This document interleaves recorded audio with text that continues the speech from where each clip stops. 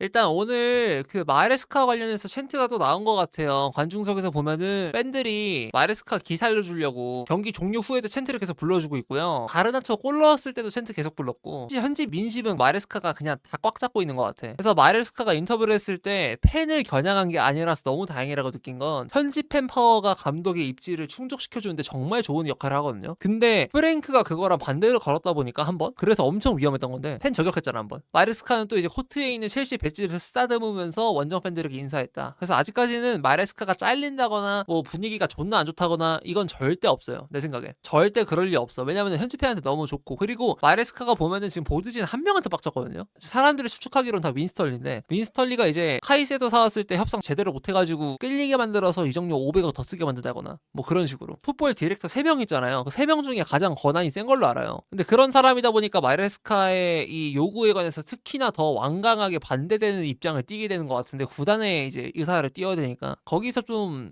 잡음이 나오는 것 같은데, 민심이 이렇게 압도적으로 마레스카에게 좋은 상황이면 이거 어떻게 흘러갈지가 좀 궁금하긴 해. 그리고 윈스털리가 사실 일을 잘하던 사람은 아니었으니까 전부터 보드진 병크 터트린 것도 많았고, 마레스카가 지금 그 언해피를 띄고 요구하는 거 멜로가 좀 워딩을 세게 이제 기사를 내긴 했는데 사실 그 정도는 아니고 그냥 적당한 거거든요. 그러니까 마레스카가 예를 들면 포체티노가 반기를 들었던 것처럼 나는 이 구단의 시스템을 좀 바꾸고 싶어. 뭐 스카우팅 부서, 세트피스 전문 부서, 무슨 부서 있는 거 다 없애고 내 사단으로 구성하고 싶어. 뭐 이런 식으로 구조를 바꾸려는 게 전혀 아니라 그냥 센터백 한 명만 사와줘. 이거였거든요, 정말. 그래가지고 생각보다 반기를 들고 난 인터뷰를 한 게 좀 잘못됐다고 생각하긴 하다만, 근데 그 정도로 문제가 확장될 상황은 아니고요. 그냥 흔히들 있는 분쟁 정도인데 굳이 마레스카가 오피셜로 박아버린 거지. 난 그게 조금 아쉽긴 해요. 인터뷰를 할 게 아니라 그냥 에이전트 사단, 맨데스 사단인데 그 맨데스 사단한테 뭐 소스 하나 줘가지고 기자한테 물거리 하나 줘서 이거 언플로 조금 간접적으로 표명을 하자, 이런 식으로 해도 됐을 것 같은데 굳이 오피셜로 박아버렸으니까 이게 좀 마음에 안 들거든요. 그리고 뭐 멜로가 말한 것처럼 마레스카의 모든 행동 하나하나가 지금 많은 추측을 불러일으키게 한다 해가지고, 훈련장에서 리즈 원정 이후로 트레이닝 이거 킷 안 입고 구단 거 사복 입었다고 하는데, 그거는 이제 벤 제이콥스 피셜로 그냥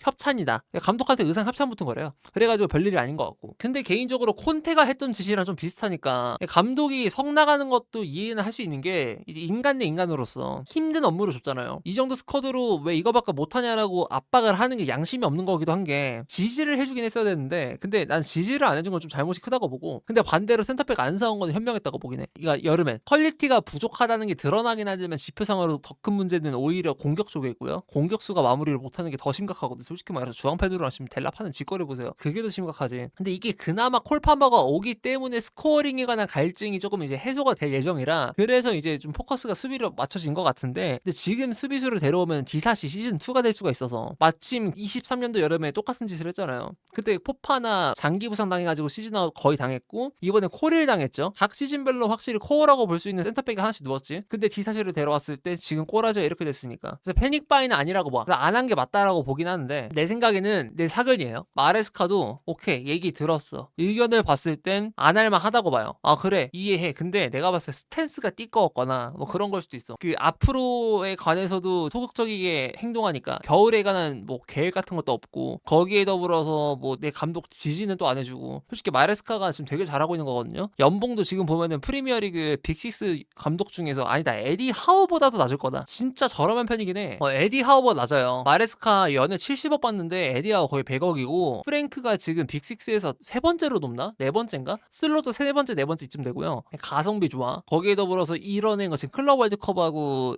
챔피언스리그 4등에다가 컨퍼런스 리그 따고 지금 챔피언스 리그권 들어가 있죠. 진짜 가성비가 엄청 뛰어나단 말이야. 근데 본인도 의식하고 있을 거예요. 내가 이만큼 해줬는데 왜 그 지지를 안 하냐. 이거 내가 봤을 때 거기에 성이 나간 것 같아. 다른 것보다 보강 이런 거는 좀 뒷전으로 봐야 되는 거고, 내가 봤을 때 이거는 설명해 좀 이해할 만해. 근데 로테이션 돌리라고 막 강압적으로 약간 어느 정도 그 월권 행세를 했다고 하고, 로테이션 돌렸을 때 경기 못 잡았다고 후살이 쪘다는 거 보면은 거기서 석을 나간 것 같고, 그래서 나는 개인적으로 일단 이거 후살이 먹인 거, 이건 사과해야 된다고 보고요. 보드진 그 한 명 어떤 씹새끼인지 모르겠지만, 개인적으로 나는 재계약도 해라. 그 연봉 올려주잖아요. 그러면은 그 좀 가셔요. 그 불만 같은 것들. 그러니까 확실하게 지지해주고 믿어주고, 그 다음에 연봉 조금만 올려. 많이 올리라는 것도 아니고요. 그냥 에디 하우 정도만. 에디 하우에 66%를 받거든요, 얘가. 한 그쯤 받아요. 70% 정도. 그러니까 100억까지만 올리자. 사람 약간 행복도만 조금 좋게 만들어주면 할 맛도 날 거고. 그리고 첼시가 지금까지 연봉 그 정도로 올리는 거 성과 내는 사람한테 해준 해준 거 이거는 있거든요. 전례가 많아요. 잭슨도 그랬고 그다음에 카이세도 그랬고 후크레야 그랬고. 그러니까 해준 적이 많기 때문에 그래서 이 정도는 충분히 현실성 있는 솔루션이 될 것 같고요. 그리고 마레스카도 장기적으로 보기 위해서 본인의 입지를 더 확고하기 위한 그걸 좀 있어야 될 것 같아요. 진짜 개같이 꼬라박는 경우 있잖아요.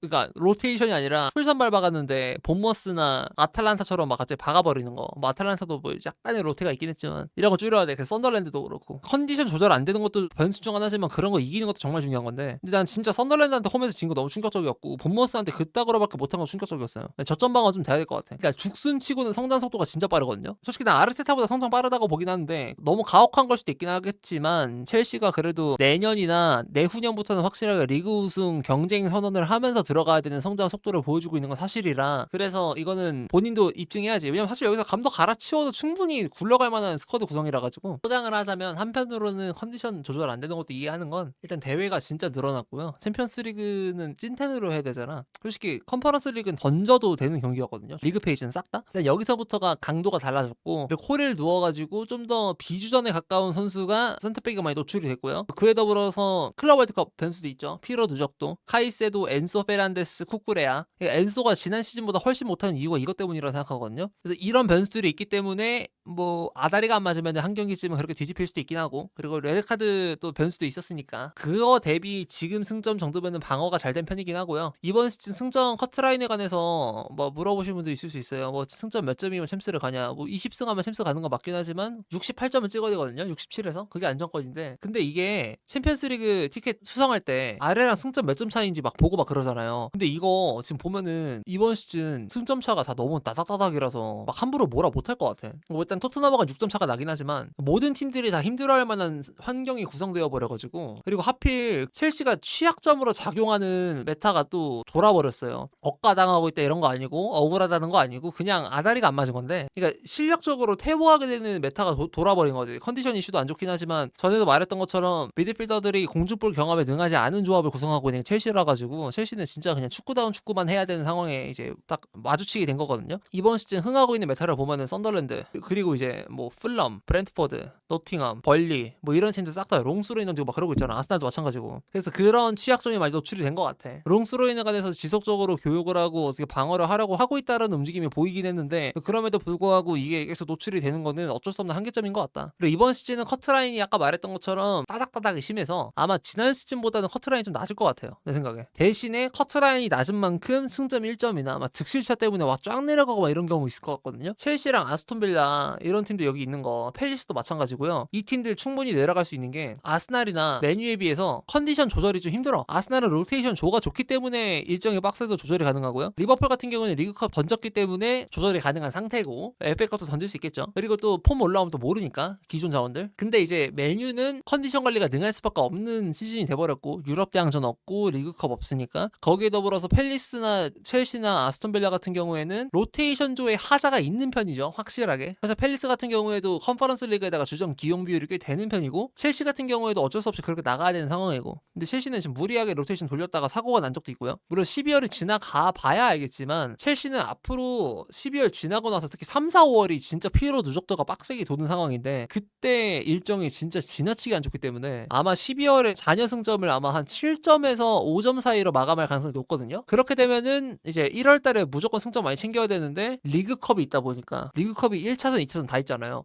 그래서 내일 대진이 어떻게 나올지 정말 중요해. 막 맨시티만 한다? 이런 맨시티랑 1월에 3번 만나거든요. 지옥이야 지옥. 그렇게 돼가지고 이거 3, 4, 5월 보면 더 난리 나니까 12월에 최대한 승점 방어할 만큼 해놓고 이때 일주일 간격이니까 그나마 이 3일 간격 때 좀 사고가 날 수도 있긴 한데 대충 2월 달까지 딱 봤을 때 승점이 뭐 한 45가 안 된다. 그럼 챔피언스리그 못 갈 가능성 높아진다고 보면 될 것 같고요. 2월 달 마감했을 때 45승점 안 되면 못 가요. 내 생각에. 그다음 아스날 원정, 빌라 원정, 뉴캐슬 갔다가 에버튼 원정 이거 힐 디킨스 파크죠. 그리고 이제 맨시티랑 홈 경기, 맨유랑 홈 경기, 브라이튼 원정, 노팅엄하고 홈 경기. 이때 좀 여유롭네. 이때 그나마 이 두 경기가. 그다음 리버풀 원정, 토트넘하고 홈 경기, 썬더랜드 원정. 이래가지고. 근데 그나마 다행인 거는 썬더랜드 원정이 이때 있는 거. 이때는 일주일 간격이기도 하고요. 그리고 썬더랜드가 리그 막바지 라운드에 뭐가 안 걸려 있을 확률이 높아. 뭐가 걸려 있을 거면은 막 강등권 뭐 어쩌고 저쩌고 싸움. 아니면은 막 유로파나 저기 컨퍼런스 리그 진입 싸움. 이거 두 가지가 돼야 되거든요. 근데 내 생각에 썬더랜드가 10위권 한 초중반에 좀 있을 것 같아. 그러면은 이제 웬만해서는 이제 사고가 전력으로 엄청 투지를 불태우면서 싸울 가능성이 낮은 거죠. 그래서 이 일정이 일정이 그나마 반가운 거는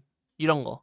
이게 만약에 2월 달에 있거나 1월 달에 있었으면 진짜 빡쳤을 거거든요. 게다가 이번 시즌 원정길 중에 가장 거리가 먼 게 타임비어야. 런던에서 가장 먼 데가 거기예요. 나 그래서 이번 주에 있는 뉴캐슬 원정이 존나 족같은 건 그거야. 물론 하루를 더 쉬긴 해요, 뉴캐슬보다. 그리고 뉴캐슬보다 로테이션 더 많이 돌려놨고요. 컨디션에 있어서도 지난주에 있었던 에버튼 경기랑 뉴캐슬이 타임비어 더비 했던 거 생각하면 압도적 우위에 있는 건 사실이긴 하나 가는 거리가 졸라 멀어가지고 그리고 가서 또 엄청 말릴 만한 환경이다 보니까 경기가 많이 되는데 근데 뉴캐슬하고의 경기가 비슷한 지역에 있는 타임이어니까 이게 마지막 라운드에 배치되어 있는 게 그나마 다행. 이거 진짜 1, 2월에 있었으면 존나 어지러웠을 거예요. 아 그리고 네이션스컵 영향 없는 것도 크죠. 그거 진짜 크죠. 한 명도 안 나가니까 너무 나이스. 그리고 에스테방 윌리안이 근육 문제 때문에 뉴캐슬전 출전 불가능이라고 하지만 아마 뉴캐슬전 때는 엔소 공미로 쓰고 리제 볼란치 올리고 똑같이 그냥 강팀 대응 전술 쓸 가능성이 높아가지고 경합 올려야 되니까 경합 승률 파머 윙포워드로 빼고 왼쪽에 네투나 가라나초 쓰겠죠. 에스테방 없어도 돼 그 경기.